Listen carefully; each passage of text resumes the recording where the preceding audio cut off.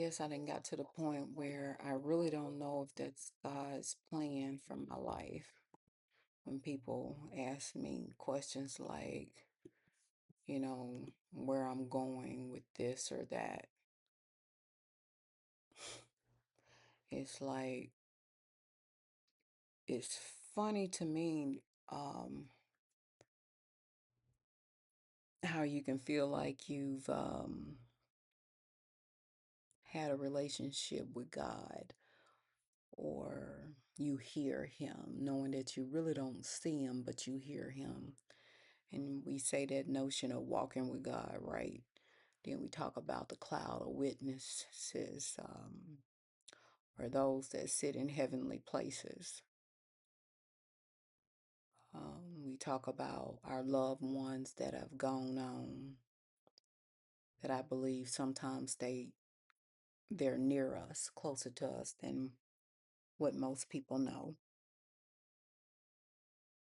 And those of us that are spiritual, more spiritual than others, we can feel those presences when they're around us or hear the angel whispers. When people talk about the enemy dropping things in your ear, and you look at sometimes you hear the whispers, but there's something good, there's something of truth, right? But now I'm in this season where I look at all of these things I'm trying, and then my mind keeps going back to all the things I've tried in my life, where I spent the vast majority of my earlier years when I was a teenager rapping and beatboxing, writing poems, and writing songs, even dabbled into writing plays and things like that, all with the hopes that one day something was going to kick off and perhaps maybe it would have been the pathway for me that would be able to sustain me from a financial standpoint and maybe perhaps allow me to be able to be a blessing to those that I care about. Um, so I guess I say that to say it kind of gets hard when people ask that question about um, where are you going with this, or what would you like to happen? Because now in this season, when I think about April 2023, abruptly being laid off from a job where I had recently been promoted the year before. Um, I kind of feel like it kind of took me by surprise, even though the company had went through a couple of rounds of letting people go before I ended up in a batch layoff. Had just signed a contract for the position that I had, right?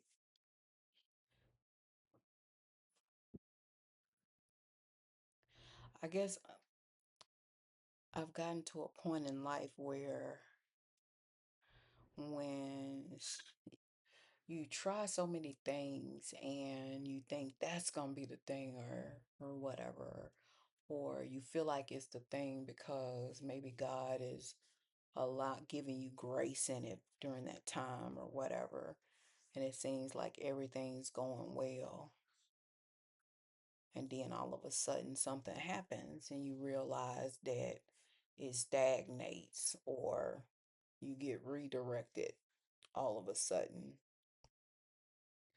like all of a sudden redirecting and moving here, re- getting laid off a couple times in my career. And now when I think about April 2023, fast forwarding, this is April 2027, and It's weird because my sister asked me, like, where are you going with the vlog? And my honest answer is I don't know.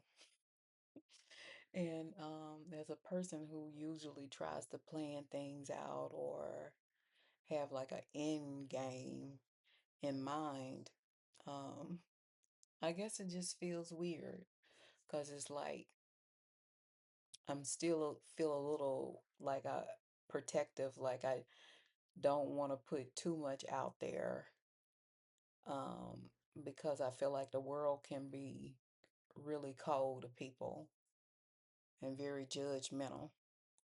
Um, and not only that, it's like you can say the wrong thing and then all of a sudden you're under some attack from people that you don't even know.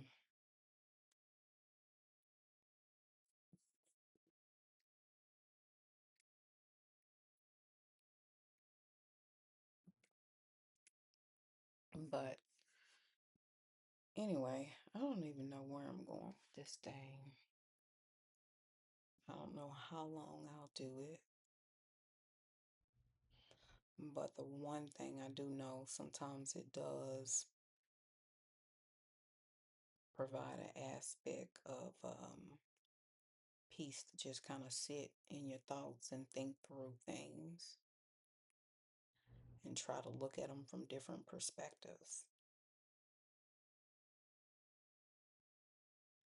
But mainly, I guess I'd say I'm still at a point where I'm trying my best to stay in a place of just trusting God as it relates to where I'm at and not focusing on where I'm going with this or that. Because I got a lot of things in the works, and be honest, none of them are quite where I need them to be or want them to be right now. It just isn't. A lot of times, I know that's not the thing that makes a video go viral on social media. People, most people flock to those people who are living the dream or look like they bankroll is stacked, you know.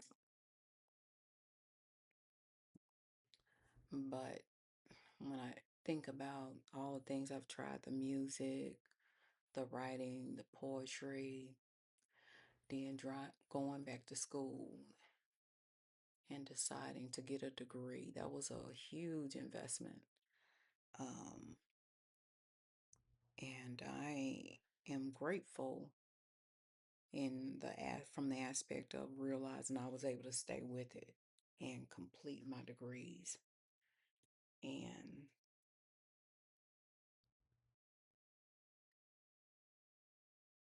from my perspective, I kind of feel like, yeah, maybe perhaps it did help open up some doors for me because prior to that, I kind of feel like it was easy for people to say, "Oh, I'm not going to hire you because you don't have a degree or whatever." I kind of felt like I was hitting a roadblock a lot of times. Um, when someone would look at my resume, if they wanted to say no but felt the need of having to give me a reason, it was very easy to just say, "Oh, she don't have a degree." But so now I can see, how that was a blessing.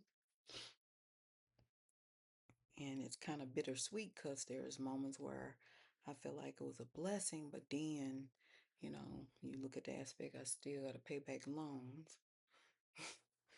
Old as I am, still trying to pay back loans, right? Still having to work to pay back loans, right? Um, but the blessing aspect that I try to focus in on is that that I look at as being a single mom And I believe that having those degrees were part, in part, um, helped me be able to provide a better lifestyle for my child. Perhaps maybe a little bit better than what I had. I was able to raise him up in neighborhoods that were mixed with all kind of people, probably above um, middle income neighborhoods. It was the time when I used to go out there and dig in the census data where you can kind of see how things are, um, where you're at. You can look at, how many, the age range of people in an area, how many people have degrees, how much income is in the area that you're living in. Those were in the days where I did a lot of data analysis, and I decided to go out there and look at those numbers just to kind of see. But I feel like it was a blessing that I was able to raise him, in a neighborhood where I didn't have to worry about pretty much if he was outside walking, or I could walk the neighborhood if I versus uh, exercising on the inside. So for me, that was a blessing. So in life, I guess sometimes you look at it and it's like it's bittersweet. And it's like I kind of feel like sometimes I don't know where things are going. And I'm trying to get to a point in life where even when I don't know where it's going, still trust God and enjoy the ride. You know how you hear a lot of times people say that, how Jesus would say, don't worry about tomorrow. And a lot of times when you talk to a lot of educated people, they don't like that answer when you say you don't have a plan. And when you start saying, I'm being honest or I'm being vulnerable, you have those people who think you're lying, right? And people, it's weird because you'll have those people that say that it's not good to be vulnerable and tell people that you don't know. But in all honesty, I don't know. I don't know where this is going. I don't know where I'm going. The only thing that I have certainty of in this moment is my walk with Christ. To know that when all of this is over with, He's got a place prepared for me. And I know that's not, for some people, that's probably not a good enough answer. But whether or not He blesses me with another six-figure job with a salary, or blesses one of my entrepreneur endeavors, my business LMC dot solutions, or blesses my blog Linda at lindamcgraw.com, or blesses my YouTube page at Linda underscore McGraw, my YouTube channel. I'm just going to enjoy the ride. The reason why I say that is because when I say bittersweet about the things I tried early on in life, where I was in a music group and I used to write music just about every day. I'd wake up with a song in my heart, where I couldn't wait to go visit my sister to share this new rhyme or this new uh, hook or this new melody or whatever. But it was in hopes that that the career was gonna pop off or whatever. And we did a lot of performing around Arkansas. And at one point, I kind of thought that things were moving and it could really be possible. But The reason why I use the word bittersweet is because in the process of doing all of that, my life was complicated. I had just went through a divorce. My son was little. He had all kind of health conditions that he was coming out of. But the thing that I enjoyed the most was doing the music and having fun doing that. And I look forward whenever someone would give um, us an invitation to perform. Back then, we called ourselves the McGraw Twins, and I called myself Oreo. We used to just have fun. It was all about fun, and we would get on shows and do things and sing. And when I say shows, I'm talking about you look out in the crowd, you have thousands upon thousands of people out in the parks or the stadiums or wherever. Sometimes even little small cities. Sometimes we did shows where there was only about 9 or 10 people in the crowd. A lot of times that was because whoever put it on didn't advertise, but we still did the show anyway. But again, sometimes did shows where, again, thousands of people. But again, going back to the reason why I said it was bittersweet and embracing the uncomfortability and knowing, admitting the fact that I don't know where it's going. Sometimes you just have fun and you just have to live life. And when I look at the music that I had started singing about and rapping, when I took my raps from rapping from the streets to rapping for Jesus and doing Christian music, there was a big pivot, right? Your audience changes. And during those years, Christian music of that nature wasn't as acceptable as you see with the Mary Marys and the Kirk Franklins and all of that. A lot of time we were shunned in places that we would go. Um, but it's kind of like you're a star. I wrote a song about being a star living in my own city. You go to the local grocery store and people know you and they're pointing because they remember seeing you just a few minutes ago on stage or whatever. Um, so again, I say it was bittersweet. It's like you can have that little celebrity mini fame, right? Um, but again, when we pivoted to doing gospel music, it felt good. I felt like I was doing something for Jesus, but during that time, because it was Sean, you didn't get as many invites as the people who was singing gospel music, right?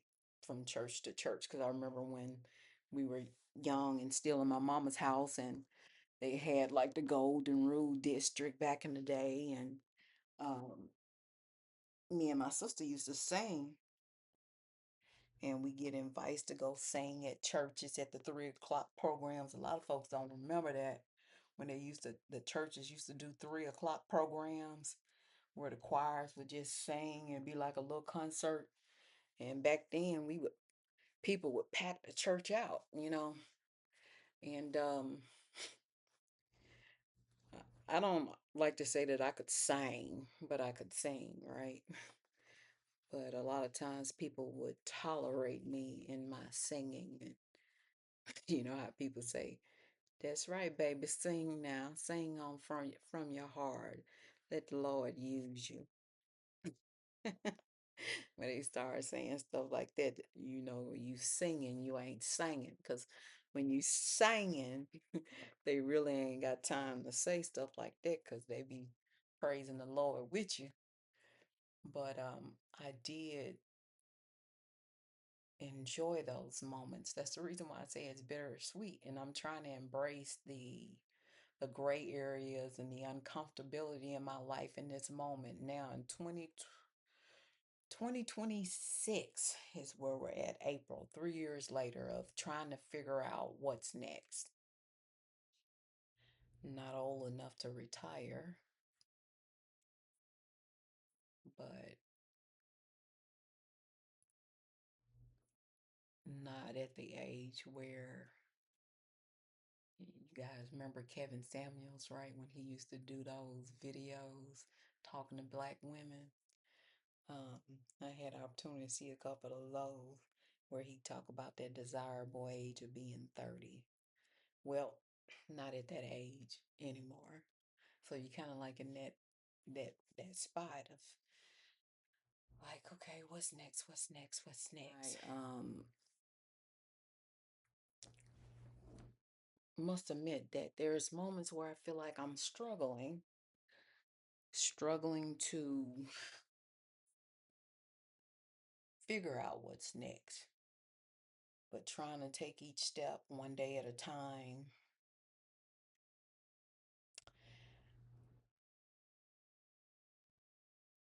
But I realize I'm not a super saint. I have to admit that I don't know. Sometimes I pray and I just don't know. And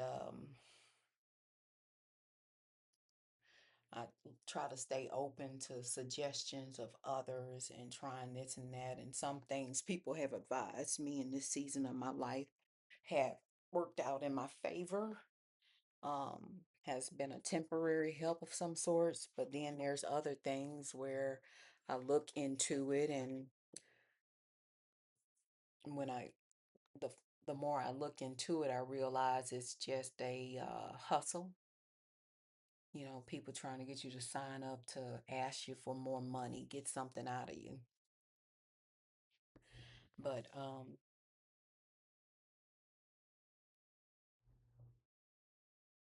I guess I popped on here to start recording this because I'm trying to embrace being vulnerable and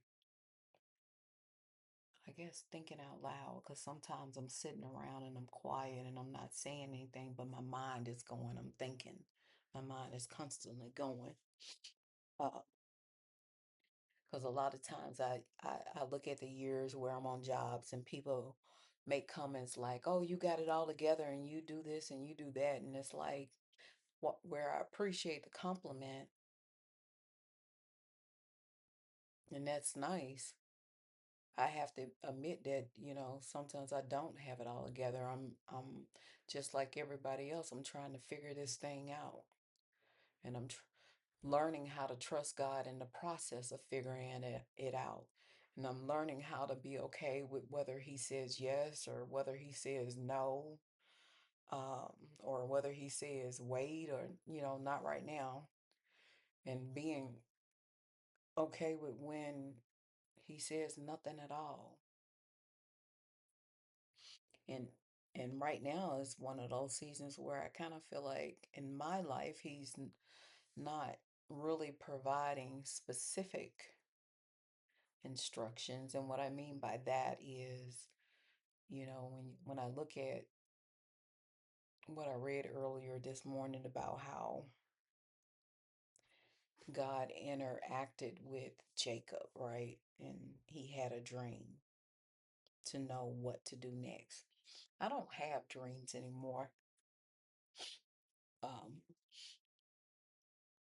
it's very rare that I have dreams, point blank, period.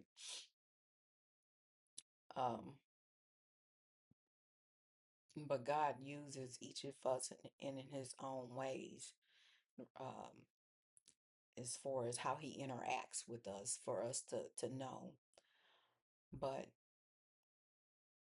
now I spend more time reading the scripture, praying internally, sometimes praying audibly, and trusting that it's the Holy Spirit leading me as I make the next move and trusting whatever He allows. And I guess it's that whole notion of blind faith when you say order my steps and trusting that like each step that I take, that it's Him leading and guiding me in this season of my life where I feel like He's silent, right? because it's uncomfortable. There's all these uncertainties. Everything's gray and unclear. And I know to people who haven't been in this moment that may not make a whole lot of sense. It's so easy to say that you're hearing from God when everything in your life is going the way you hope that it would go. But when you're in a point in your life where the things that you've prayed for haven't arrived, or all of a sudden God shifts you in a different directions, or He begins to allow things to be snatched, you know, and you kind of feel like you wasn't able to prepare for it, or maybe you missed the what do you call it, the whisper, the warning signs or whatever. So you go through a part where you're just trying to figure it out. I honestly don't know if I'll keep doing these videos or whatever. Because I know people say, oh, you crazy. You just sitting there talking to yourself. It feels that way sometimes. But the one thing that I do realize is sometimes thinking about things, in the process of thinking about things, sometimes the answer does come about what you should do or whatever. Um, but anyway, if you've ever been in a season like this in your life where things really aren't that clear, you kind of feel like you're trying this or that. You got this side hustle going or that side hustle going, but nothing's really at the level where you would like it to be or you hope that it would be. Drop a comment, let me know. And I apologize for being a little long-winded sometimes when I'm talking, but really, I'm gonna be honest with you. As I mentioned before, a lot of times I'm just sitting here just thinking and thanking God because I'm trying to be mindful of where my mind goes because I don't want it to appear that I'm ungrateful. Um, but I don't want to ever try to um, act like my life has been perfect or act as if I understood everything God was doing at each moment of my life because honestly, I haven't. Um, I don't consider myself being on the level of a Jacob or on the level of a Moses where you look at those key moments in your life where when God navigates you, you get audible instructions like Moses at the burning bush or Jacob in that clear dream because a lot of times we get dreams and then we need interpretation of the dream, right? Um, so I said that to say that hopefully you'll share what your experiences are and open up and be vulnerable like me because a lot of times you have those I feel that are at other levels in Christ that sometimes can make you feel like you're too distant or far away because maybe they are at a different level in their walk or in their relationship with God where they have clarity. Um, they don't have a hearing impairment, I guess they think. But for some of us, when we struggling with is was that God talking to us, or is that our mind playing tricks on us? You know what I'm saying? So sometimes the confirmation that it was God comes after the effect, right? When we look back over a thing and we say it had to been God, because it would have been no way I would have got through that. Um, but anyway, going back to what we were talking about, um,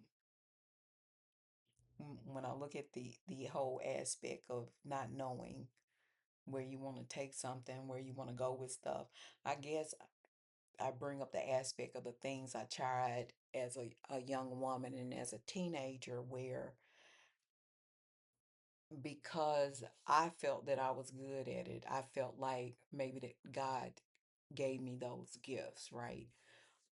And that He was going to breathe and bless on those gifts, and those were going to be my pathway or my path forward for the thing to do. And in my youthful mind, it made sense because I enjoyed doing those things and I looked forward to doing those things every day. But then it got to a point in my life where when I realized that I was getting older and I had to figure out how am I going to take care of myself. Things are not moving fast enough. And look at the things that God had put in my hand and entrusted me with, as far as when I look at my son that God blessed me with. Um, if I would have continued down that pathway to pursue that, um, it might have meant that I had to drag him through a lot of the uncomfortable things, as far as lifestyle, livelihood, being in places, being up late at night, and working on the music and all of that stuff, dragging him through that, and how would that have impacted his life? Um, so I got to a point once I made the decision to move to Texas. Um, I don't know, things just shifted, and I remember getting so angry and mad. I remember there was times where I even got mad at God, as it relates to that. Mad at myself because of how much energy and time and effort I put into those things, but they never did pop off the way that I wanted them to. And I would just sit in those feelings and was mad, you know. um, I remember I used to write my rhymes in a notebook. And then I had rhymes where once I finally, got a computer, I would type them up. So I had this book of rhymes and songs and choruses and hooks that I had wrote over the years. And I had got so mad. One copy of it, I think I took it and I began to just rip it and tear it up. I never been a type of person where I punch a wall or hit anything when I'm upset, but I remember that day I was living in my house in Keller where I was so frustrated. I was livid. And again, I at that moment I was angry with God because things didn't move the way I thought that they should have as it related to that. And I felt like in that journey, um, I changed from doing music for the streets, um, to singing gospel music, right? And part of my anger resolved around the aspect of how I see so many people who do make it big in the industry. They have the audacity to talk about thanking God and all that kind of stuff. Um, but they singing music for the streets. So I had some mixed feelings and mixed emotions behind it. And for the longest time, I was here in Arkansas before my sister got down here. I really didn't watch TV. I didn't watch secular artists. I stopped even viewing it. I was at a place where I was really angry about that. And it took some time for me to kind of work through those feelings and let it go. Um, but I guess you can say that when you think about what's next, it's probably because in my mind, um, I had these pictures painted of where things would go, what I would achieve with that. I remember when I wrote the song for my mother and my grandmother, recognized Mama. At I think we did a birthday party or something for her in West Helena, Arkansas, and we performed it at that thing, and we went on to take the poem that we wrote and turn it into to a song, and we recorded on a, I think it was five track CD. And I don't know if you guys remember back in the day when people used to call it indie artists, and CD Baby had just popped off. They had their website, and as an independent artist, indie artist, you could load your music and whatnot. And so I was so excited. You know, you go out there and you load all your stuff up there. Um, Gave my mama a CD, and she was so excited. You know, it's weird how in my mind I was thinking one thing was gonna pop off, but you realize that you put a lot of work and effort into things, and the only fans that actually go online and buy it, might be people you know. Um, and honestly, I can't remember if we sold any of those CDs or not. Can't remember. I think my mama might have at work. Proud mama running around selling stuff for you. Um, but we were trying to do everything ourselves.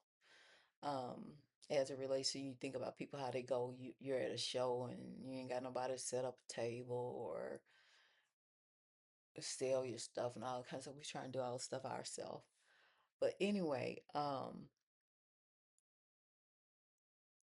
there's moments in my life when I um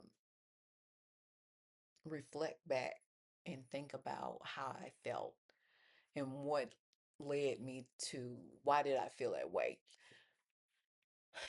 And I must admit it has to be because I had built these visions in my head of where things were going, where I wanted to go with it.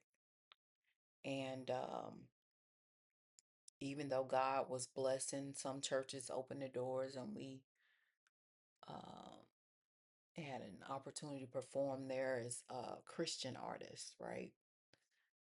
But again, before doing the Christian things, we used to just do stuff out there in the streets in West Helena, Arkansas. Y'all see people on these TV shows where they doing the rap battles and all this stuff. Back in the 80s and all of that, we rap battled in the streets, right? Or on the playground where you sit there and you joning somebody with your rhymes. And that's the era where I started writing and rapping and doing music. But it was fun. It was fun time, and it was something when you look at like when you come from a small town, or I don't like to say come from because I wasn't born there, but I lived there for a moment in West Helena, Arkansas, where you're in a small town, it's not much to do. And I remember my aunt's boyfriend at the time, they had this, he used to do this, what do you call it, event they called the Really Big Shoe. And we got on there to perform. I tell you what, I used to rap and my sister beatbox. It was fun stuff, but I laugh at a lot of it now because, again, when you're in the moments of doing some of those things, your why. Why do you wake up every day? Why do you ground yourself to sit at home when other people are out playing or they're going on dates or they're on the phone kikiing with their friends? Why do you ground yourself to invest your time into writing the songs and perfecting them, perfecting your craft, right? And and I must admit, I had high hopes and dreams. Even when we moved to Little Rock, I still had those high hopes and dreams, and they were enough that made me leap forward on my feet every morning. Even when I went through hard, rough seasons of my life where maybe I wasn't staying in a place that I wanted to live, it wasn't ideal or whatever because of some of the personal changes I was going through. Me writing songs and lyrics and stuff like that, it gave me hope to um, that I had a path to try to make my life better. But anyway, I guess now when I think about that, that's probably one reason why I don't try to paint pictures in my head anymore about where things are going, but try to enjoy the ride of whatever I'm trying to do, um, or whatever I'm investing my time in. Because I kind of personally feel like when you paint all these visions in your head about what the end is going to be, what that's going to look like, if it doesn't line up with that, then I know for myself, I had to deal with the disappointment in it and trying to overcome the disappointment of it not ending up being what I wanted it to be. So, yeah,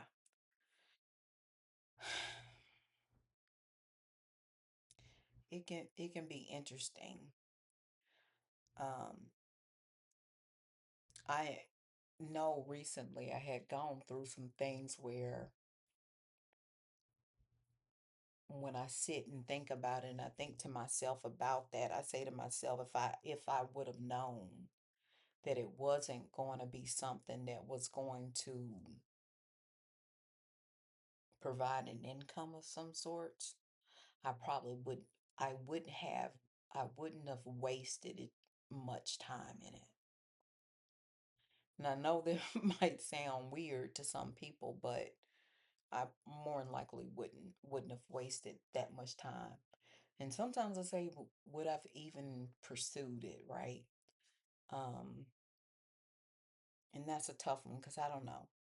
Um, because you know how they say that saying, you got it bad. I kind of feel like I had it bad with the rap thing. I was so hemmed up in it. I literally would take my school assignments and turn them into raps and rhymes, and I'd be up in front of the classroom rapping and rhyming and beating on having somebody beat on this or beat on that and making classroom interesting. And I said that to say it's kind of hard when I ask that question, would I do it all over again? Because partly part of those things made school fun for me. Um, During those junior high school years, I was probably about a C student because I didn't pursue uh, school. I didn't make school a priority. I was pursuing the music stuff, and that's how I turned in work. And just showing up to class was enough for me to float through and pass the test and get a C.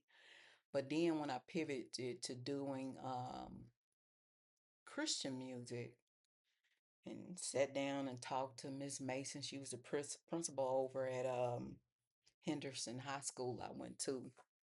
And the funny thing is that when I finally slowed down and somebody was talking to me about why grades were important, and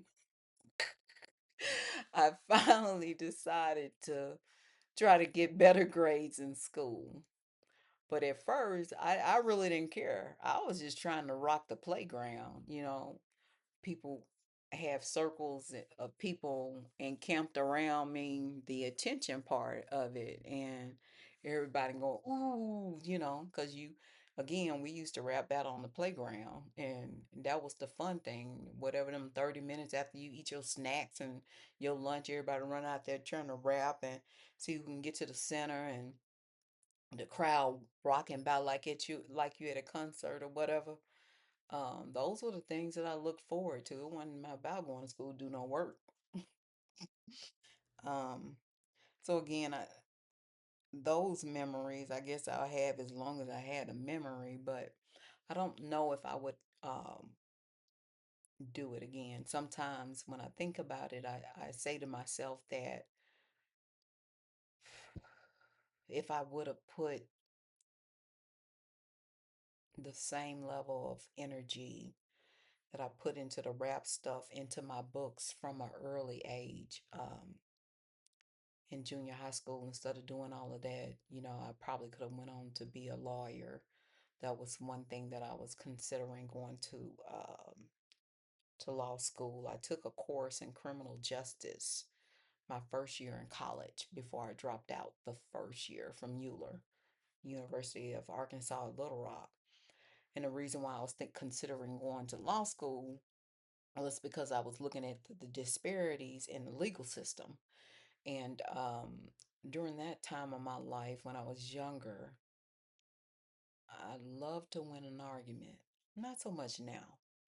I would always look at ways to find loopholes and things in order to, you know, I used to get a kick out of that. So I was going when I was going to the University of Arkansas at Little Rock. Back then, we called it Euler. Um, I was considering going to law school. So I said that to say that if I hadn't not probably pursued the music thing early on, junior high school or whatever, sometimes I think about the aspect of I could have poured those energies into my books and into my studies, um, which which probably mean I probably wouldn't have landed in tech because I've had a long career in tech. Um, but anyway, like I said, sometimes I realized that, you know, my choices landed me, and I think about that, my choices landed me where I'm at. And so now, in realizing how my choices landed me where I'm at, see moments where I'm talking slow and I'm just really trying to think my thoughts through and think my decisions through, because sometimes you get to a point in life where you realize just because you're good at something doesn't mean you should do it. Just because it feels good doesn't mean you should do it. Just because you got all these visions in your head of what the outcome will be, that doesn't mean you should do it. There's other variables that play a part that could shift things. And I look at in the sitcom Scandal how Olivia Pope and her gladiators go in the room and they throw all the things on the whiteboard, the brainstorming room, right? And I'm amazed by that because sometimes I think about my life from that aspect. If I would have slowed down and put everything on the board that I was considering, right? And begin to really think about what I can handle, this outcome versus that outcome, um, how this impacts that, the domino effect of thing, my choices. I probably would have made better decisions. I probably wouldn't have put so much time and effort into so many things. And then I throw in the whole notion of living in a fishbowl that I learned about from some elders in the church when I was in my late 20s, something that growing up nobody ever told me about. If I would have known about that aspect of life, I'm sure there's some things I probably would have never done. But you can take back what's already happened. And I'm laughing because of my mind, the way my mind works, because I'm sitting here thinking about, some of my piss po, how they say piss po decisions, my piss po decisions that I made where I remember in the song where I wrote to my mom where I told her in the lyric, if I could turn back the hands of time, Mom, that recording contract, it would be mine, Mom. You'd have a house on top of a hill, Ma, like Hillary and Bill, Ma. And y'all, my voice, I'm kind of talking in a lower voice because I'm trying not to get too pitchy, too excited. But excuse my voice. I think about those lyrics, turning back the hand of time. Even in that moment of writing that song for my mom, thinking about the sacrifices she made for 5 kids raising on her own, um, sometimes your heart can be in the right place, but you realize you just don't have the ability to do what you want to do. And I know there's so many people probably like me, um, because I know that I wasn't alone when I would get on the talent show. There were other black girls and black black boys or young men and young women like me that was putting in effort, doing the 4-H contests and all these other kind of things where you've got dreams and hopes and you're just hoping and praying or whatever it is you do, wishing that something will pop off where that you can have a better life and live in overflow where you can be a blessing to those that you care about. And during those times when I wrote those lyrics, the biggest factor when I wrote those lyrics was me looking at how hard my mom was working. My mother had 5 daughters in a house and a son. And, I had step sisters and brothers, another 2 sisters and brothers, but they didn't live with us. But as a young person sitting at home, I would often think about um, my mom working nights. And then when she had the back injury and the injury with her foot, but still having to get up and go to work. And I guess I was just kind of, I don't know, it just took a hard toll on me. And it was like how you be in a situation where you wish you could do something, but you really don't have the ends or the means to um, do something the right way, right? I mean, there's probably other things I could have did, you know, uh, but I ain't gonna go there. Um,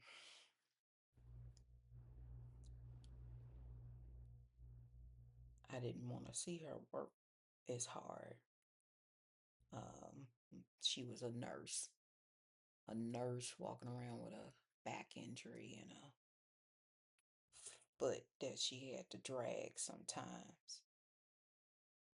And she changed over to work night shifts. And I remember some days just sitting there thinking about that.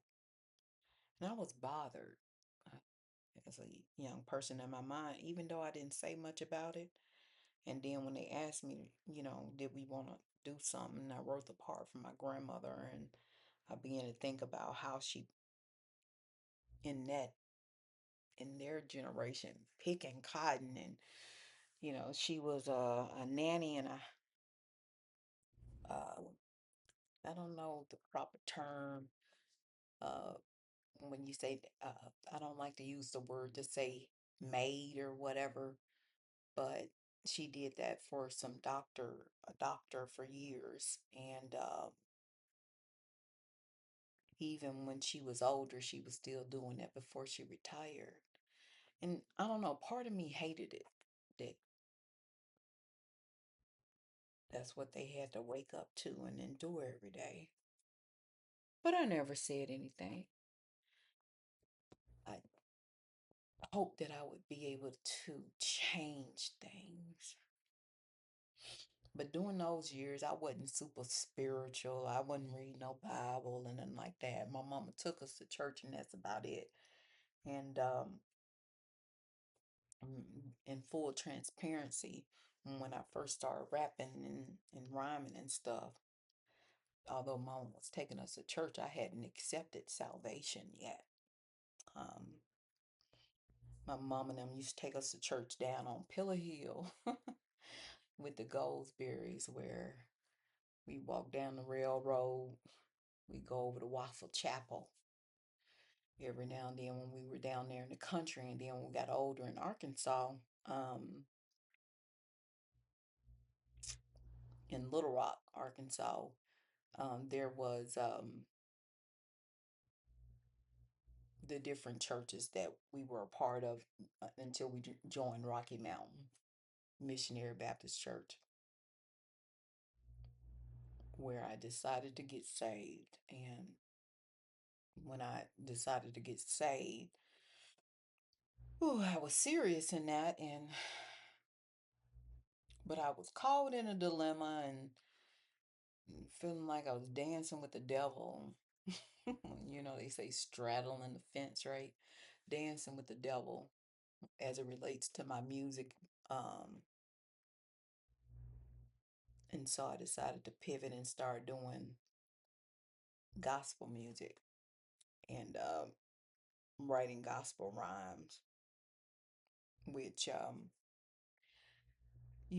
the funny thing now when I reflect back on it and I keep saying to myself, would I do it again? Sometimes I say to myself, how you say, you hear that notion about when they say you preaching to the choir.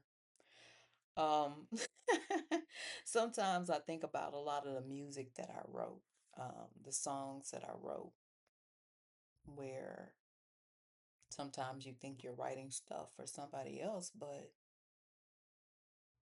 as you keep living, you realize maybe it was just for me. Um, I remember a song that I wrote. It was one of them was about unconditional love, where it talks about God giving his only son down the cross, right? What's love got to do with it? And long story short is I prior to that I had wrote a poem about what is love. And my sister had drew a picture to go with that poem. Um, but I was sitting in the bedroom. A lot of times when most of the family would be up doing other stuff, watching movies, I would be sitting off by myself in the room. And I remember writing a poem just thinking about love because I still feel like it's an overused term. But when I wrote the song, What's Love Got to Do with It, pulling in that hook with unconditional love during the years when after I had met Jonah's dad and he did the I think he did the music on that one. Um,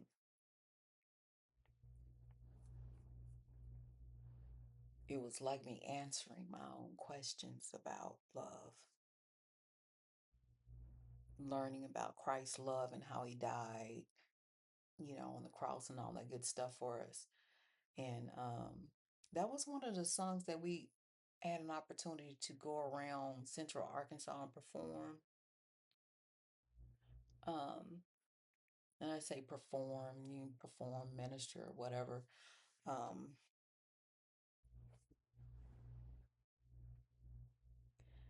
but again, it's like sitting there thinking about those songs and the lyrics and thinking about how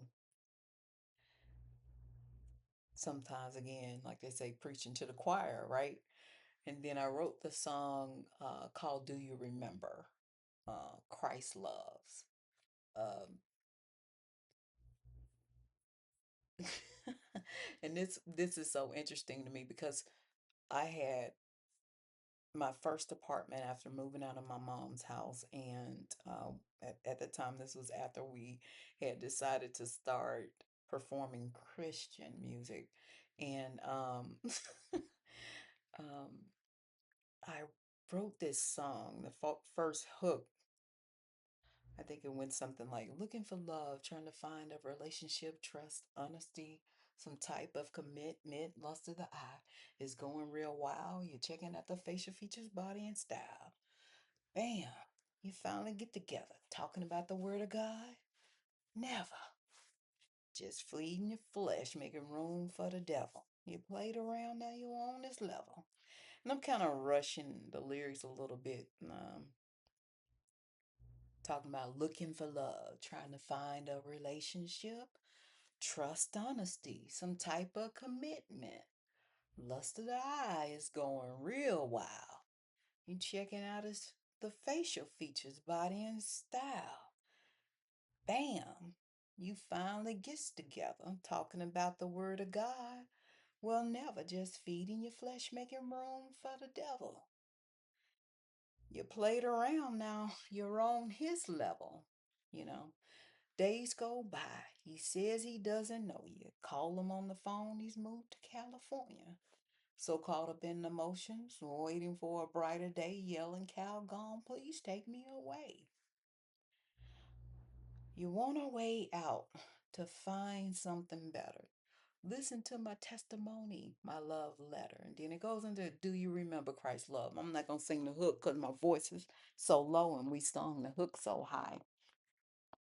Um, But as as I took the time to say those lyrics because me sitting here thinking about the aspect of sometimes how people say preaching to the choir, and you look at when I reflect back on that season of my life where um how I was living my life. You know how when you first get saved, but you really don't know about the Christian lifestyle, what it should be.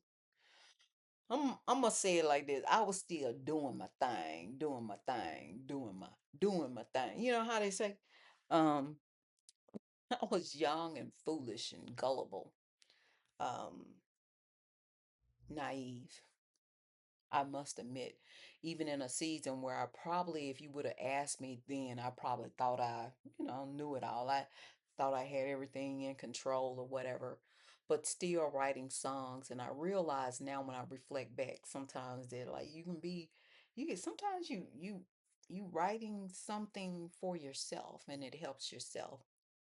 And the reason why I say that is because, um, some of the and even in some of those cliches when I look at the aspect of relationships, you want a partnership with somebody, a relationship, male and female type relationship, boyfriend, a man,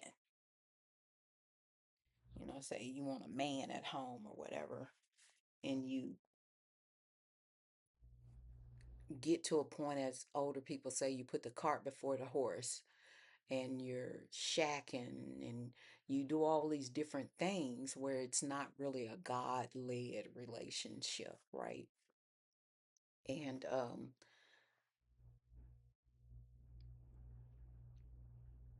I look at the lyrics near the ending of the song where a lot of times we don't, when you just kind of living, and you making mistakes in life. And when I look at that of how the aspect of as a young person trying to find love in a person, someone to love you, someone who wants someone who chooses you every day, you know. Um, but then realizing about the love of Christ, already being chosen and already being loved, and how he was right there, and how the sacrifice he made and he gave of himself.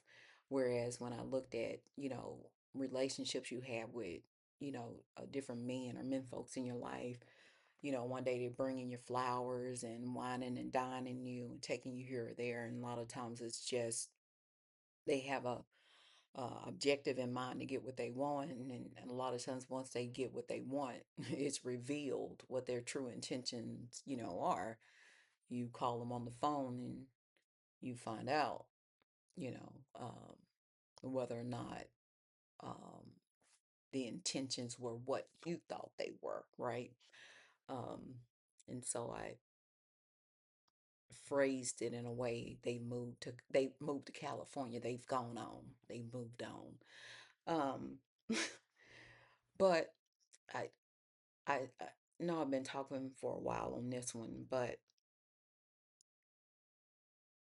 with the music,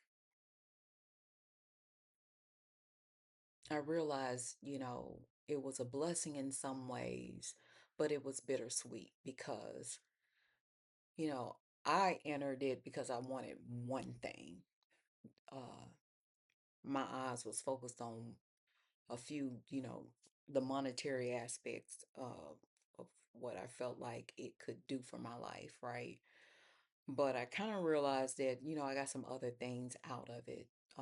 Didn't get what I wanted, to be clear.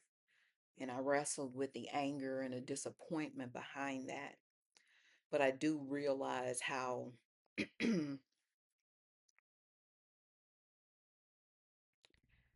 there was blessing sometimes in it, because it allowed me to sit in my feelings when I would write the poems or the songs, where I would think and reflect about my life.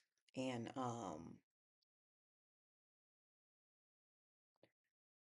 over and over again as I would write it or sing it or practice it. Um, and I think because during that season, I really didn't read the Bible. I just went to church like most people do today. You just go to church. Um, Putting it in my face like that and in my ear and in my thought made me start to change, reconsider decisions, reconsider what I really wanted, or out of, relationships, out of life, learning how to accept the things that are in my control versus what's not in my control. Um, and what I mean by that is, um, we can plan out one thing, you know, build out a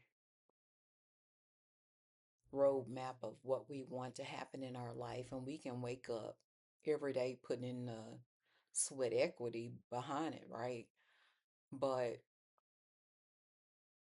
getting to a place where you accept the fact that for some of us in life, when you don't come from money, you don't come from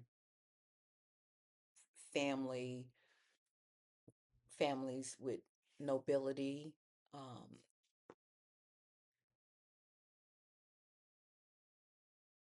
to enter certain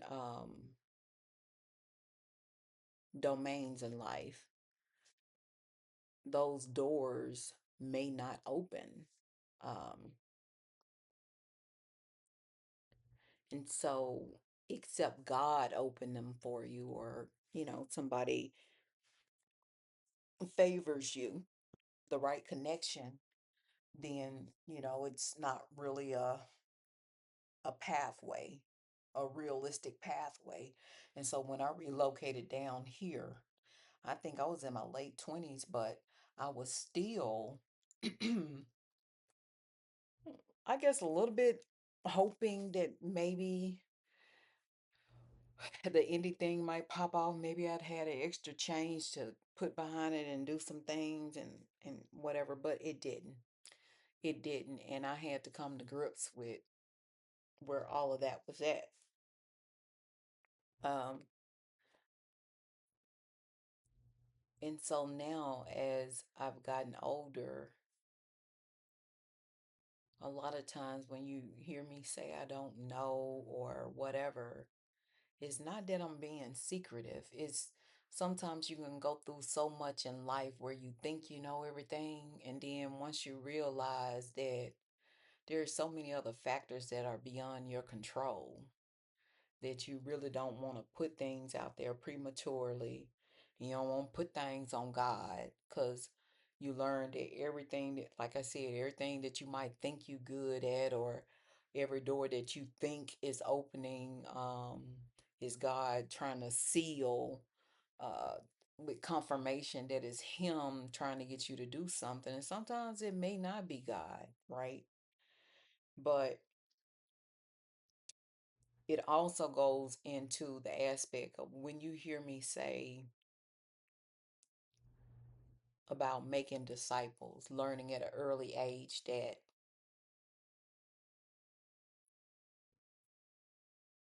when you show up and you tell God you know, to use me, right? You get saved and you give the preacher your hand and God your heart and you say, God, use me. Uh, everybody's not gonna be a preacher, and everybody's not gonna have the impact that impacts uh, thousands or millions, right?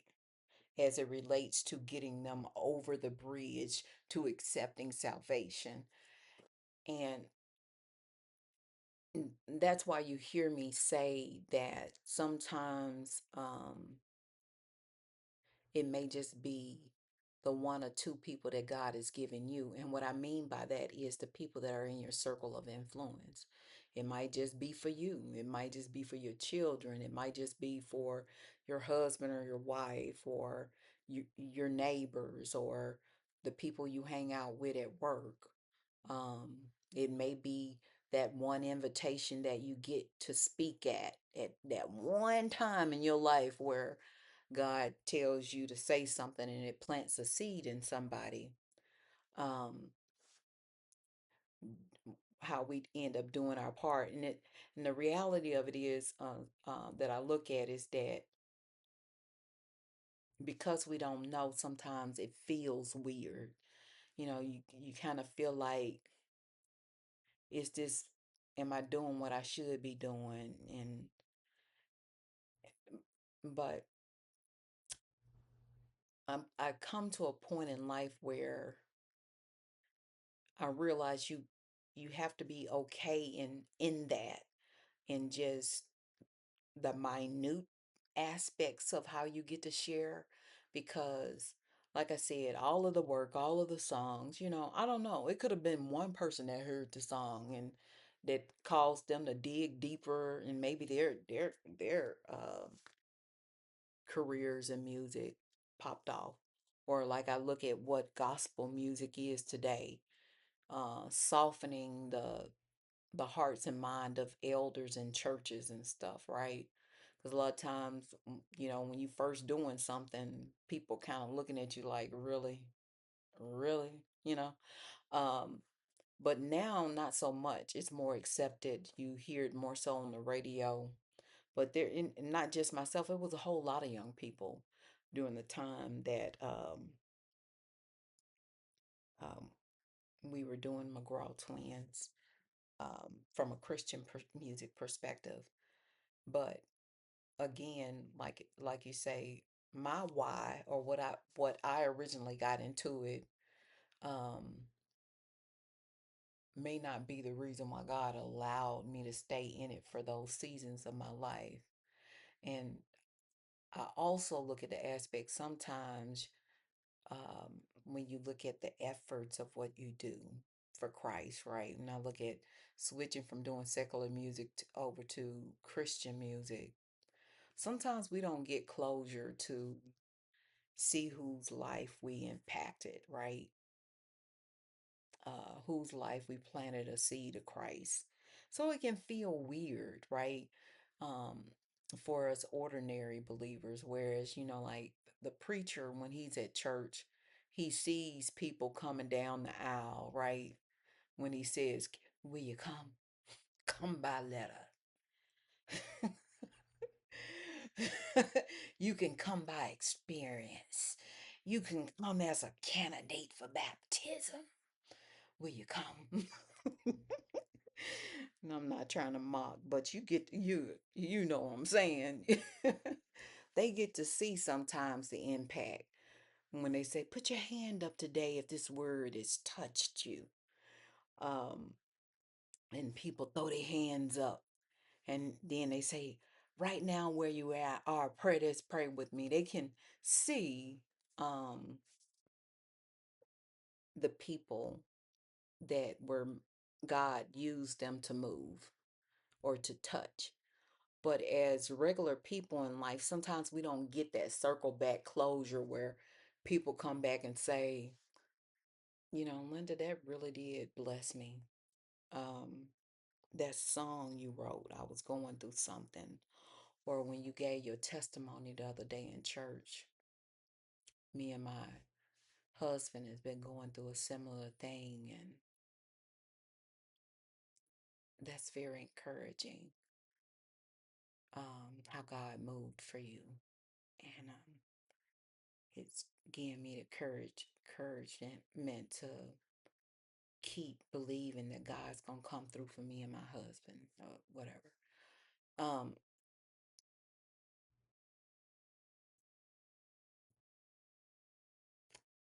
but anyway, I said all that to say that it can be easy for some people to say, "Well, yeah, you didn't get what you wanted, but maybe God got what he wanted." That could be true. I don't know. Um,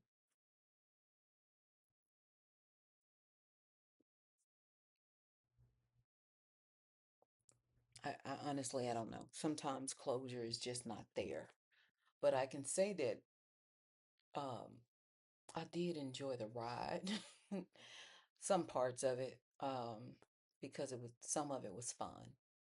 As a young person, some of it made some of the hardships that I was going through more bearable for me. Because I had something to look forward to every day when I got up. Um, but anyway, this computer screen keeps going out. I didn't been on here probably longer than what I need to because I got some other stuff I need to get done today. But I don't know. If you made it this far in this video, thank you for listening to my overshare. I don't even know if a lot of my old music is still out there on the internet, but uh, during that time, we went by name of McGraw Twins. You can Google it if you feel up to it. It's stuff that was on indie radio, internet radio, and stuff like that, where it was fun while it lasted. So thank you for listening. And like I said, if you're at a similar season in your life where you're not for sure where it's going, but you're trusting God on the ride, on this journey, and you're just gonna keep on moving with it until God either gives you a clearer instruction, or either he changes your heart and mind to focus on something else. Yeah, drop me a comment. And my apologies for not editing this video because I really don't have the bandwidth to do that for each video. But again, I want this vlog to be about my life unscripted, unfiltered. Um, So you can see, even as a believer over 30 some years, sometimes we don't know. We don't know where it's going. But what I do know is that I'm going to trust God um, in whatever He decides to do, wherever He's leading me. And I don't quite know how to explain that to you guys yet, what I mean by that. Um, but whenever He gives me the words of how to explain it, I will. But when you see me and I say I don't know and not yet or whatever, know that I really mean that I'm just trusting God, even though there's gray areas, it's unclear, I'm uncertain, because He's shown me in my life that His plan is not always my plan. Um, and that He does have something good laid up for me. At a later time, I'll probably explain, some of the larger aspects of the blessings. Since I've been here in Texas, as I mentioned a little bit earlier, I've had an opportunity to buy a house in Keller, sold that house. Uh, I want to say three, four, almost 4 years ago, I bought a condo. I live in a condo now, downtown Dallas. Um, God has been good in spite of everything that I've had to deal with. Um, he's good and He's faithful. And as I mentioned before, he didn't promise us that the road was going to be easy and that we wouldn't go through some things, because even with all of these blessings, none of it was a smooth pathway to attain the things. And I think sometimes when people testify, they don't give full transparency on it. The whole church go to shouting because somebody said they got the house or they got the car. Um, but sometimes it's it's not that easy. It's the road is kind of bumpy, and you know you you have to work that thing until God clears it, signed, sealed, and delivered, right? Um, but I believe God blessed me with those things, and I had a house to raise my son in with a backyard and a fence and a dog, and was able to pay off a car, brand new car that I had delivered to my home um, during my time here in Texas. Um, like I said, it wasn't what I saw for myself of what I envisioned, not necessarily what I hoped for, to be clear. Um, but He's been good. Um, anyway, drop me a line if you can relate. Uh, I'd love to hear from you.